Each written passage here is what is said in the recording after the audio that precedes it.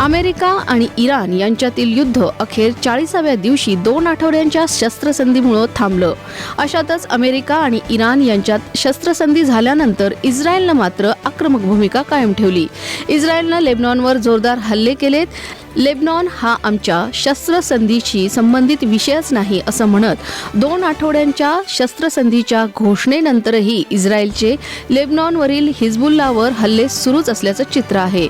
Lebanon शस्त्रसंधीचा भाग नाही असं वक्तव्य अमेरिकन प्रेस सचिवांनीही केलंय. त्यामुळं अमेरिकेनं शहबाज शरीफ यांना तोंडघशी पाडल्याचं दिसतंय. विशेष म्हणजे पाकिस्तानी पंतप्रधान शहबाज शरीफ यांनी शस्त्रसंधीची घोषणा करताना लेबनॉनचा देखील उल्लेख केल्याची माहिती आहे. त्यामुळं दुसरीकडे पाकिस्तान विश्वासार्ह नाही असं महत्त्वाचं वक्तव्य इस्रायलच्या भारतातील दूतावासांनी केलंय. अमेरिकेकडून स्वतःच्या सुविधेसाठी पाकिस्तानचा उपयोग असं म्हणत इस्रायलने खडे बोल सुनावलेत. आम्हाला हव्या असलेल्या परिणामांसाठी अमेरिकेशी समन्वय महत्त्वाचा असल्याचेही भारतातील इस्रायलचे राजदूत रेवनून अझार यांनी म्हटले.